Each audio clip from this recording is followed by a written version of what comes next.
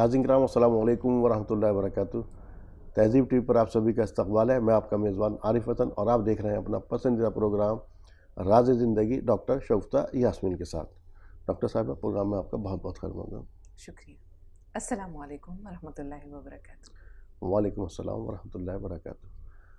ناظرین، آپ لوگ جانتے ہیں کہ مختلف موضوعات پر بات کرتے ہیں، خاص طور سے ان موضوعات پر جو ہماری زندگی سے جڑے ہوتے ہیں، کہیں نہ کہیں ہم اس کے اندر شامل ہوتے ہیں۔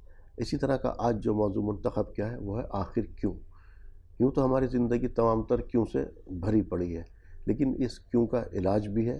اور کئی مرتبہ جب ہم اپنی زندگی میں اداس ہو جاتے ہیں، کسی پر بھی یا کوئی پریشانی آ جاتی، کبھی نہ کبھی ہمارے منہ سے نکل جاتا ہے کہ کیوں میرے ساتھ، کیوں، یا اور بہت ساری ہماری زندگی جیسے میں نے کہا کیوں سے بھری پڑی ہے۔ آخر کیوں؟ آج ڈاکٹر صاحبہ کس کیوں کی بات کر رہی ہیں، انہی سے جان لیتے ہیں۔ جی ڈاکٹر صاحب۔ بالکل عارف صاحب، جیسے آپ نے کہا کہ کیوں سے بھری پڑی ہے یہ زندگی، اور صرف کیوں سے نہیں، غالب نے تو پوری ایک غزل کہہ دی ہے کہ لالا و گل کہاں سے آئے ہیں، ابر کیا چیز ہے، ہوا کیا ہے، جب کہ تجھ بن کوئی نہیں موجود، پھر یہ ہنگامہ خدا کیا ہے۔ تو کیا، کیوں، کب، کیسے، کہاں، یہ استفہامیہ الفاظ ہیں جو ہماری زندگی کو کہیں نہ کہیں بہت گہرائی سے متاثر کرتے ہیں۔ زندگی کے سروکار جو ہیں ان استفہامیہ الفاظ سے جڑے پڑے ہیں۔ آخر کیوں؟ جیسے آپ نے کہا کہ اکثر ہوتا ہے کہ انسان سہتے سہتے ایک دن اس کے صبر کا بندھن ٹوٹ جاتا ہے اور وہ فریاد کر بیٹھتا ہے یا پکار اٹھتا ہے کہ آخر کیوں، میں ہی کیوں، میرے ساتھ کیوں۔ دراصل یہ جو رویے ہیں، ان کی اساس میں، ان کی جڑوں میں یہ لفظ چھپا ہوا ہے۔ کہتے ہیں کہ رویوں کی بدصورتی کا احساس تب ہوتا ہے جب وہ رویے ہمارے ساتھ بڑھتے جاتے ہیں۔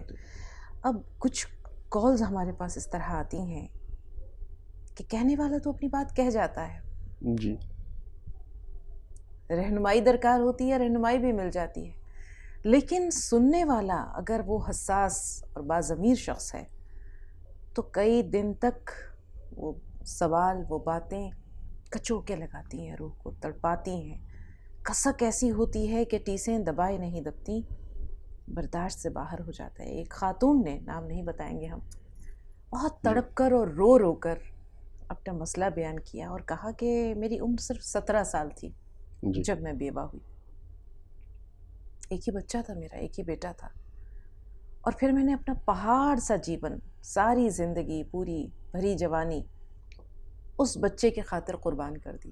دوسری شادی نہیں کی، سوچا کہ یہ بچہ ہی میرا کل اثاثہ ہے، یہی میرے جینے کا سہارا ہے، میری ساری دنیا ہے۔ اس کی پرورش کی، اور پرورش بھی اس انداز سے کی کہ وہ خاتون بہت پڑھی لکھی نہیں تھیں۔ اب ظاہر سی بات ہے کہ ایسی ناخواندہ خاتون کو کس طرح کی آزمائشوں سے گزرنا پڑا ہوگا۔ جیسے انہوں نے خود کہا کہ میں نے بہت سے گھروں میں جھاڑو برتن کیے، صفائی ستھرائی کے کام کیے، جو بھی بن پڑا حلال طریقے سے اپنے بچے کی پرورش کی، نہ دن کو دن سمجھا، نہ رات کو رات سمجھا۔ آخر وہ بچہ بڑا ہوا، جوان ہوا، اس کی شادی بھی کر دی۔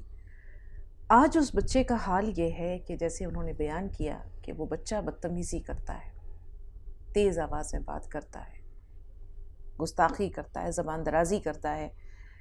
یہ کہنے لگیں کہ میرے گھر میں کسی چیز کی کمی نہیں ہے، لیکن میں اپنی مرضی سے کوئی چیز کسی کو صدقہ و خیرات بھی نہیں کر سکتی۔ اس حد تک مجبور اور لاچار ہیں، یا ان کے پاس کوئی اختیار نہیں ہے۔ گھر کے سیاہ و سفید کی جو مالکن ہے وہ اس لڑکے کی بیوی یعنی ان کی بہو ہے، کوئی پرسان حال نہیں ہے۔ تو آخر ایسے میں سوال یہ اٹھتا ہے کہ آخر کیوں؟ انسان، آپ یہ دیکھیے کہ اگر ہم ایک کتا پالتے ہیں، ہم گھوڑا پالتے ہیں، یہ دو ایسے جانور ہیں جن کی وفاداری ضرب المثل ہے۔ بے شک۔ کہتے ہیں کہ کتا، مالک اگر مر بھی جائے تو کتا وہ دہلیز نہیں چھوڑتا۔ گھوڑا اتنا وفادار ہوتا ہے کہ مالک کی آہٹ سمجھتا ہے اور خوشی سے ہنہنانے لگتا ہے، وفادار ہوتا ہے۔ پھر یہ شخص، یہ لڑکا یا بیٹا جسے خون جگر پلا کر پالا، کہتے ہیں کہ ماں کی ہستی بھی کتنی عظیم ہے۔ 9 مہینے پیٹ میں رکھتی ہے، 2.5 سال وہ گود میں رکھتی ہے، اور تمام عمر وہ دل میں رکھتی ہے۔ اس کے باوجود یہ تہی دامنی، اس طرح کا رویہ دہلا دیتا ہے۔ یہ ہمارا سماج کس طرف جا رہا ہے؟ کیسی بے حسی ہے، کیسی بے ضمیری ہے. اس کے اسباب تلاش کریں تو لا تعداد اسباب ہیں، لیکن بنیادی چیز جس کی طرف جو اس پروگرام کے ایکسپرٹ تھے انہوں نے توجہ دلائی، انہوں نے کہا کہ تعلیم تو ہم سب دلاتے ہیں، بڑے بڑے اسکولوں میں، کانوینٹ میں تعلیم دلاتے ہیں، لیکن تربیت ادھوری رہ جاتی ہے. ہم اس بچے کے دل میں وہ احساس نہیں پیدا کر سکتے ہیں. حالانکہ ماں ایسی ہی نہیں ہے کہ ماں کی محبت تو خوشبو کی مانند ہے. ماں کی محبت کو کسی نام کی یا کسی پہچان کی ضرورت نہیں ہے، تو خوشبو کی مانند ہے. جہاں جاتی ہے اپنا پتہ چھوڑ جاتی ہے، اپنے رویوں سے، اپنی خدمت گزاری سے، اپنی محبت، اپنے خلوص سے. پھر یہ قربانیاں یا یہ جذبہ اولاد کے دل میں اتر کیوں نہیں پاتا، سرایت کیوں نہیں کر پاتا ہے؟ یہ بنیادی سوال ہے. آپ نے کہا تھا ابھی کہ گھوڑا یا کتا بڑا وفادار جانور ہوتے ہیں، اس کو پال لیتے ہیں. صحیح بات ہے. دیکھیے غلطیاں کہیں نہ کہیں جہاں تک میری سمجھ سے ہے، وہ پھر آپ بتائیے گا، بنیادی طور پر غلطیاں تو خود بخود کہیں نہ کہیں ہم بھی کرتے ہیں. جیسے بھی آپ نے کہا تربیت نہیں کر پاتے، اس کی دنیاوی تمام تر چیزوں کا انتظام کیا، اس کو پالا، سب کچھ کیا اس کو، لیکن جب اس کی تربیت ہی نہیں ہو پائی بچے کی، جب آپ اسے یہ بتا ہی نہیں پائے ماں کا کیا مقام ہے، باپ کا کیا مقام ہے، یا اس نے 17 سال کی عمر میں آپ نے کہا کہ مزے کی بات، آپ کی بات کو میں یہیں پر کاٹ رہی ہوں کہ وہ لڑکا جو ہے وہ قرآن پاک پڑھا ہوا ہے، قرآن پاک پڑھا ہوا ہے، یا قاری ہے یا حافظ ہے جیسا انہوں نے کہا تھا. تو آپ بتائیں کہ تو تعلیم تو اتنی گہری دلوا دی، اتنی اچھی تعلیم دلوا دی. اب تربیت کے لیے اگر ماں اس کو بار بار یا اس کے اساتذہ اسے ماں کا مقام یاد دلائیں تو انسان پھر اشرف المخلوقات کاہے کا ہوا؟ کس بات پر وہ اشرف المخلوقات؟ اسے اللہ تعالیٰ نے سوچ سمجھ، بصیرت، شعور سب دیا ہے. اب چڑیا جب دانہ لے کر آتی ہے، بچے منہ کھول کر بیٹھے ہوتے ہیں، تو وہ چڑیا جب آتی ہے ماں، تو بچے پھدکنے لگتے ہیں، خوش ہونے لگتے ہیں، آوازیں نکالتے ہیں، اپنے ماں کی آہٹ پہچانتے ہیں. جب بچہ چھوٹا ہوتا ہے، بہت چھوٹا ہوتا ہے، تو کہتے ہیں کہ ماں کی آہٹ یا ماں کی بولی، ماں ایک ہوں بھی کرتی ہے تو بچہ خوشی سے کلکاریاں مارنے لگتا ہے. تو یہ بچہ بڑا ہو کر کے ماں کو سے دور کیوں ہو جاتا ہے؟ پورا سماج انوالو ہے اس میں، صرف ایک ماں نہیں ہے. اس کے اندر ایک چیز اور بھی آتی ہے، مجھے نہیں معلوم وہ کیا کیس تھا کیا نہیں تھا پورے طرح سے. کبھی کبھی ایسا ہوتا ہے انسان کی حد سے زیادہ شرافت، اور وہ گھر سے باہر نکلنے کے، گھر کی دہلیز سے باہر آواز نہ جائے، اس طرح کی چیزیں ہمارے یہاں رائج ہوتی ہیں. اور کچھ دوسری خاتون جو آنے والی ہے، وہ نہایتی بدتمیزی. آپ نے جب شادی کی ہے، شادی کی بہت ساری چیزیں بتائی گئیں، کیا سوچ کر کے آپ نے شادی کی، اس کا کتنا عمل دخل ہے. خیر اس کیس میں تو میں نہیں جا رہا. میں تو ایک کیس جو میرے اپنے سامنے ہے، میرے اپنے گھر کا ایک کیس تھا، میرے جاتا ہوں میں نہیں بتاؤں گا. 11 مہینے کا بچہ تھا وہ، جب ان کے شوہر کا انتقال ہوا. انہوں نے کل اثاثہ اسے ہی سمجھ کر کے اس کی تربیت کی، پالا پوسا، سب کچھ بڑا کیا. وہ بچہ اپنی ماں کے اشارے میں، اس کی بیوی بھی ایسی ہے کہ ہوں کے ساتھ کھڑی ہوتی ہے ان کے ساتھ میں. مثالیں یہ بھی ہیں، مثالیں یہ بھی ہیں. اور یہاں پر یہی ایک بات ذہن میں آئی کہ انسان اگر بار بار اپنی قربانیوں کا حوالہ دے، بار بار بچے کو یہ جتائے یا باور کرائے کہ میں نے تمہارے لیے یہ کیا، یہ کیا، یہ کیا، تو ہو سکتا ہے کہ وہ بات جو بار بار کہی جاتی ہے وہ اپنا اثر کھو دیتی ہے. ایک خاموش خدمت گاری بھی ہوتی ہے. جی، ایک خاموش خدمت ہوتی ہے کہ انسان بنا کسی عوض کے، بنا کسی صلے کے، ستائش یا تمنا کی پرواہ کے ماں اپنا فرض ادا کرتی ہے. شیخ سعدی نے فرمایا تھا نا کہ مجھے ماں کی عظمت کا احساس تب ہوا، یا مجھے ماں کی وفا کا یا ماں کے محبت کا احساس تب ہوا جب سیب 4 تھے اور کھانے والے ہم 5 تھے. جی. تو ماں تو ایسی ہوتی ہے کہ لاکھ خدمت کر لے، جتاتی نہیں ہے، یا اگر وہ کہتی بھی ہے، کبھی کبھی ایسا ہوتا ہے کہ کچھ کہنے کا انداز ایسا ہوتا ہے جو منفی کوئی پیغام دے جاتا ہے، یا بچہ ایک ہی چیز کو بار بار سوچتے سنتے وہ اس کے لیے وہ جذبہ یا وہ احساس سے وہ یا تو عاری ہو جاتا ہے یا وہ جذبہ بے اثر ہو جاتا ہے. تو کہتے ہیں نیکی کر دریا میں ڈال، خدمت کر تو خاموشی سے کر. تو یہاں ایک چیز یہ بھی ہوتی ہے کہ بار بار جتانے سے پھر بچے کے دل و دماغ میں اس نیکی کا احساس ختم ہو جاتا ہے. یہ ایک بات ہے. دوسری بات، جیسے آپ نے کہا کہ ماں اپنی پوری عمر جو ہے وہ بچے کو دے دیتی ہے، یہ شاید ایسا کرنا باپ کے لیے بہت مشکل ہے. اگر ماں کا انتقال ہو جاتا ہے تو باپ فوری طور پر دوسری شادی کر لیتا ہے، ماں دوسری شادی کے بارے میں مشرقی سماج، ہم برصغیر ہند و پاک کی بات کر رہے ہیں، شاید نہیں سوچتی. اس کا ایک دوسرا مضر پہلو بھی ہے، ہم آخر کیوں میں اس طرف بھی آئیں گے، اس طرف بھی ہم آئیں گے. لیکن ہم یہ دیکھتے ہیں کہ اگر کسی کی بیوی کا انتقال ہو جاتا ہے اور مرد دوسری شادی کر لیتا ہے تو ایسے میں بچے پر کیا گزرتی ہے. ایک شخص نے 8 سال کا بچہ تھا، بیوی کا انتقال ہو گیا، دوسری شادی کر لی. ایک دن پوچھتا ہے اپنے بیٹے سے کہ بیٹا یہ تو بتاؤ تمہاری نئی ماں اچھی ہیں یا تمہاری پہلی ماں اچھی تھی؟ تو کہنے لگا کہ پاپا یہ جو نئی ماں ہے نا یہ سچی ہے، اور جو میری پرانی ماں تھی، پہلی ماں تھی، وہ جھوٹی تھی. اب وہ بہت حیران ہوا کہ یہ بچہ اپنی حقیقی ماں کو جھوٹی کہہ رہا ہے اور اپنی سوتیلی ماں کو سچی کہہ رہا ہے. تو کہنے لگا کہ مجھے سمجھ نہیں آیا کیا کہہ رہے ہو بیٹا؟ کہنے لگا کہ دیکھیے پاپا، ہوا یہ کہ میں بہت شرارتی ہوں، آپ کو پتہ ہے، میں برتن توڑ دیتا ہوں، میں چیزیں توڑ دیتا ہوں، شرارتیں بہت کرتا ہوں. تو میری جو پہلی ماں تھی، جب میں برتن توڑ دیتا تھا یا کچھ ایسا نقصان کر دیتا تھا، شرارت کرتا تھا، تو وہ مجھے مارتی تھی اور اس کے بعد کہتی تھی میں تجھے کھانا نہیں دوں گی. میں روتا ہوا گھر سے نکل جاتا تھا. ابھی آدھا گھنٹہ نہیں گزرتا تھا کہ وہ میری ماں پورے محلے میں ڈھونڈتی پھر رہی ہے اور پھر مجھے لے کر آتی تھی، نہلاتی دھلاتی تھی، میری کنگھی کرتی تھی، میرے پاس بیٹھ کر کے مجھے اپنے ہاتھوں سے نوالے دیتی تھی منہ میں اور سمجھاتی جاتی تھی کہ تو شرارتیں چھوڑ دے بیٹا، تیرے بھلے کو کہتی ہوں. اور یہ جو نئی ماں ہے یہ سچی ہے. وہ تو کہتی تھی کہ میں تجھے کھانا نہیں دوں گی، لیکن اس کے باوجود آپ نے رویہ دیکھا. اور یہ جو نئی ماں ہے یہ سچی ہے، میں شرارتیں تو اب بھی کرتا ہوں، توڑ پھوڑ ابھی بھی مچا دیتا ہوں، یہ مجھے مارتی ہے، گھر سے نکال دیتی ہے اور میں کھانا نہیں دوں گی، یہ کہتی ہے. اور یہ سچی اس اعتبار سے ہے کہ میں نے کچھ برتن توڑ دیا، کوئی کپ کوئی پلیٹ توڑ دی تو اس نے مجھے کل سے کھانا نہیں دیا ہے. باپ نے یہ سنا تو اس کی آنکھوں میں آنسو آ گئے. تو یہ ماں کی محبت ہے کہ پل بھر میں اس کا دل بے چین ہو جاتا ہے. لیکن اولاد جو ہے وہ ماں کی عظمت، اس کے مرتبت کو نہیں سمجھتی، اس کی قربانیوں کو نہیں سمجھتی ہے. ایسا نہیں ہے تجربہ جیسے آپ نے کہا، مرد بھی، بہت سے مرد ایسے میں نے بھی دیکھے جو کہ واقعی شادی نہیں کرتے. ایک میرے پڑوس میں تھے، آٹے میں نمک کے برابر 3 بچے، ان کی تینوں مثال آٹے میں لڑکے، نمک جبکہ کے کوئی لڑکی بھی برابر. نہیں، جی، تینوں لڑکے. وہ شخص نے شادی نہیں کی، اب میرے خیال سے اس کی ہارڈلی عمر 32-33 سال رہی ہوگی.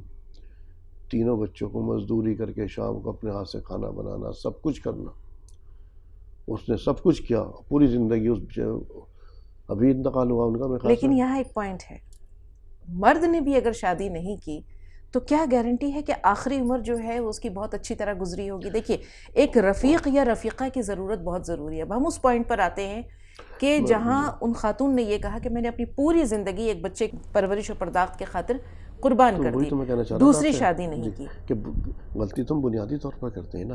اسلام ایک فطری مذہب ہے، وہ آپ کو کسی جگہ پہ کسی طرح سے نہیں روکتا. پابند نہیں کرتا ہے. ہمارے یہاں کیا ہے، کوئی بیوہ ہو گئی، بیوہ نعوذ باللہ من ذالک کو اسے ایک گالی سمجھتے ہیں. بیوہ طلاق شدہ کو، اسے ایک کوئی مطلقہ ہے تو اسے گالی سمجھتے ہیں. ارے بھائی اسلام نے ایک راستہ دیا تھا نا کہ دونوں میں نہیں اگر نبھاؤ ہو رہا ہے. اللہ تعالیٰ نے تو یہاں تک کہہ دیا، آپ صلی اللہ علیہ وسلم نے خود فرمایا کہ اس آدمی کی دعائیں قبول نہیں ہوتی جو کہ اپنی بیوی سے پریشان ہے، شکایتیں کرتا پھرتا اور اسے طلاق نہیں دے رہا. اس شخص کے بارے میں دیکھیں ہمارے یہاں برصغیر ہند و پاک میں جو کانسیپٹ ہے وہ ایک بیوی کا ہے. ایک سے زیادہ بیوی بھی ہوتی ہے، لیکن اس میں یہ شرط ہوتی ہے پہلی بیوی کو طلاق دے دو. بڑی مشکل سے یہ صورتیں ہوتی ہیں کہ ایک شخص کی 2 بیویاں ہیں اور دونوں خوش ہیں اور راضی ہیں. ایسا بہت مشکل سے ہوتا ہے. اہل عرب میں 4 شادیوں کا رواج ہے، لیکن وہاں جو بنیاد ہے وہ انصاف ہے، وہ عدل ہے. وہاں کے جو سوتیلے بھائی بہن ہیں وہ بھی آپ دیکھیے گا کہ ایک دوسرے سے حقیقی بھائیوں جیسی محبت کرتے ہیں. بلکہ معذرت اگر آپ رواج نہ کہیں بلکہ کہیں کہ وہ اسلام پر اس حد کاربند ہیں، وہ انصاف کے اس نظام پر کاربند ہیں، انصاف کے اصولوں پر کاربند ہے. بلکہ وہاں خود خواتین جو ہے وہ اپنے شوہروں کی دوسری شادیاں کروا دیتی ہیں، تیسری شادی، کہ بھائی ٹھیک ہے اگر تمہاری ضرورت ہے تو وہاں انہیں کوئی ایشو نہیں ہوتا ہے، انہیں کوئی اعتراض نہیں ہوتا. لیکن ہمارے یہاں یہ ہوتا ہے کہ دوسری شادی جب اگر مرد کرنے کا ارادہ کرتا ہے تو اس میں شرط یہ رکھی جاتی ہے کہ پہلی بیوی کو طلاق دینی ہوگی اور بچوں کو چھوڑنا ہوگا. تو ایسی صورت میں پھر سماج میں بکھراؤ تو آتا ہے. اب سوال یہ ہوتا ہے کہ اگر کوئی عورت، کوئی خاتون بیوہ ہو جاتی ہے اور وہ اپنی پوری عمر برباد کر دیتی ہے ایک بچے کے پیچھے، برباد ہی کہیں گے کیونکہ اس سوال کے نتیجے میں جو صورتحال ابھی سامنے آ رہی ہے کہ وہ نہ گھر کی ہیں نہ گھاٹ کی ہیں. بچہ، بیٹا اور بہو نے ان کو ایک فالتو اور ناکارہ پرزہ سمجھ کر گھر کے کونے میں رکھ دیا ہے.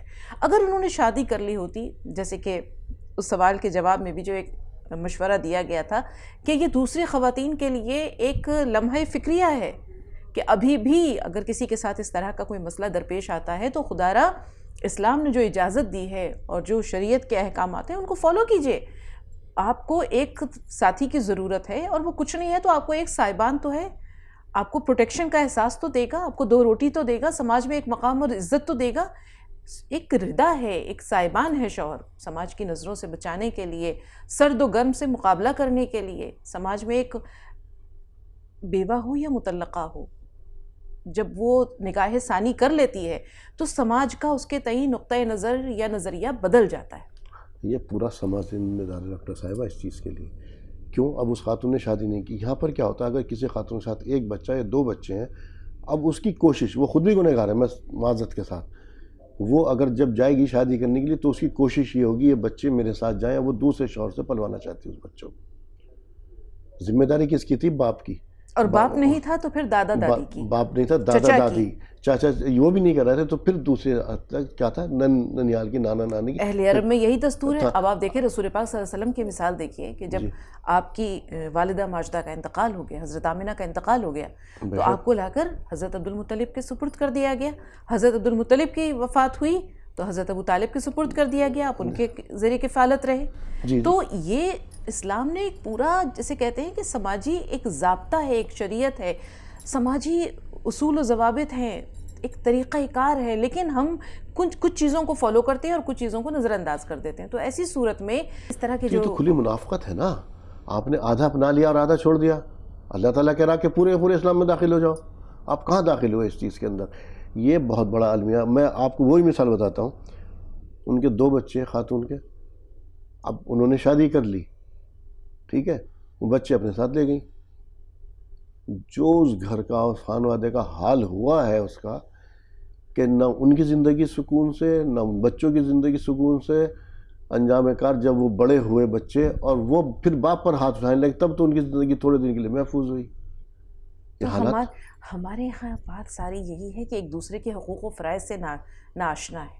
اگر دوسری شادی کی بھی ہے, بہت سے خواتین ہم نے ایسی دیکھی ہیں کہ جنہوں نے دوسری شادی کی بھی, تو نتیجتاً جو سماج میں جو صورتحال نظر آئی یا ان کا جو انجام نظر آیا وہ پہلے سے زیادہ بدتر تھا. بے شک. جب اس طرح کا ظلم ہو رہا ہے, جس گھر میں اس کی شادی ہوئی ہے, دوسری شادی ہوئی ہے, تو وہ آنکھیں بند کر کے کیوں بیٹھے ہیں؟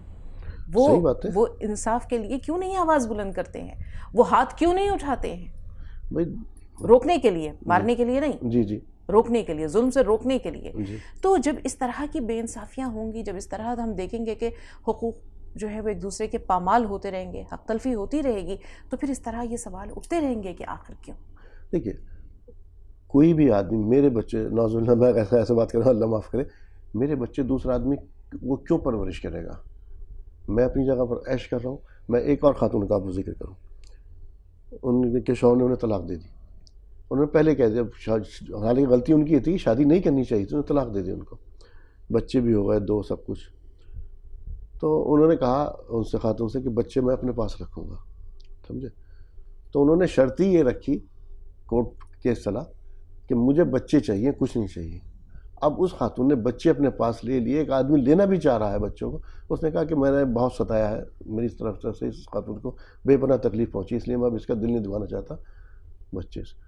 کیوں نہیں اس نے اس کا اخراجات کیوں نہیں, چاہے یہاں پہ کورٹ ہے, بات اخراجات کی نہیں ہوتی. کیوں نہیں, میں کہہ رہا ہوں, اگر کوئی آدمی, ہمارے یہاں یہی بات ہے کہ سوتیلی ماں کسی ڈائن سے کم نہیں ہوتی. سب معاف کیجیے گا, میں سب کی بات نہیں کر رہی, لیکن سوتیلی ماں کا رویہ اتنا برا ہوتا ہے, اتنا برا ہوتا ہے بچوں کے ساتھ, کہ وہ بچے جیتے جی موت کی تمنا کرتے ہیں. تو کیوں؟ اس کی وجہ یہ ہے کہ باپ آنکھیں موند لیتا ہے. تو یہ سدھارے گا کون سماج؟ گھر کے جو مورث اعلیٰ ہیں, یہ ان کی ذمہ داری ہے. ان بچوں پر اگر ظلم ہو رہا ہے, اگر وہ, آپ نے یہ دیکھا ہوگا کہ آنے والی ماں اس قدر حاوی ہو جاتی ہے شوہر کے اعصاب پر, گھر کے سیاہ و سفید کی مالکن ہو جاتی ہے, کہ وہ بچے جو ہیں وہ نوکروں سے بدتر زندگی, جانوروں سے بدتر زندگی گزارتے ہیں. اس وجہ سے ماں کو یہ خوف ہوتا ہے کہ میں اپنے بچوں کو اگر سوتیلی ماں کے حوالے کر دیتی ہوں تو میرے بچے پھر انسانوں جیسی زندگی گزارنے کے لائق نہیں رہیں گے, ان کے حقوق پامال ہوں گے. اس لیے وہ بچوں کو اپنے ساتھ رکھنے کی بھی کوشش کرتی ہے. اب یہ اس شخص پر ہے کہ وہ اگر بچوں کو اپنے ساتھ رکھتا ہے اور ان کو سوتیلے بچے نہیں سمجھتا ہے, دوسرے شوہر کی بات کر رہی ہوں, اور تو یہ اس کے اخلاق کی عظمت ہے, لیکن ایسا ہوتا بہت کم ہے. اب یہاں ایک سوال اور آ رہا ہے, آپ نے کہا طلاق. ایک کال آئی تھی, ایک شخص نے کہا کہ آج سے 20 سال پہلے میں نے اپنی بیوی کو طلاق دے دی, ایک ساتھ 3 طلاق دے دی. آج جو ہے وہ میری بیوی کی عمر تقریباً جو ہے وہ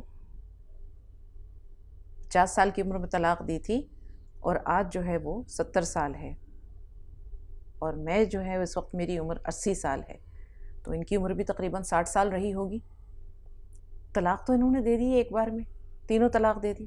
اس کے بعد وہ رہ رہی ہیں اپنے جوان بچوں کے ساتھ اسی گھر میں, وہ شخص بھی وہی ہے, بیوی بھی وہی ہے, بچے بھی وہی ہیں. اب یہ کہہ رہے ہیں کہ میں حج پر جانا چاہتا ہوں, تو میں کیا اپنی بیوی کو لے جا سکتا ہوں ساتھ؟ آپ یہ دیکھیے کہ جب اتنا خیال ہے ان کا, تو اسلام نے طلاق کے لیے حدود اور قوانین متعین کیے ہیں. ایک وقت میں ایک طلاق ہے, اور اس کے بعد پھر رجوع کا حق بھی ہے, اور پھر نہیں اگر 3 ماہ کے اندر رجوع ہوتا ہے تو پھر طلاق ہو گئی. ایک جو کام 3 طلاق سے ہوتا ہے وہ 1 طلاق سے بھی ہو سکتا ہے. لیکن جلد بازی کیا ہے ایسی کہ ایک بار میں ہی جو ہے وہ فارغ خطی لکھ دی جائے, اور اس کے بعد یہ احساس بھی ہے کہ یہ میرے بچوں کی ماں ہے, کہیں دور نہ جائے, چلو اسی گھر میں رہے, اس کے نان و نفقے کا یا اس کے کھانے پینے کا جو ہے وہ انتظام کر رہے ہیں. کیوں؟ یا یہ خیال کہ ایک شخص نے اپنی بیوی کو طلاق دے دی اور اس کے بعد اب علماء سے پوچھتے پھر رہے ہیں, پریشان ہوتے پھر رہے ہیں کہ میں نے تو اس کو طلاق دے دی ہے, اب رجوع کی کوئی صورت ہے؟ جب آپ نے ایک بار میں ہی اس کو 3 طلاق دے دی ہے تو پھر رجوع کی کیا صورت ہے؟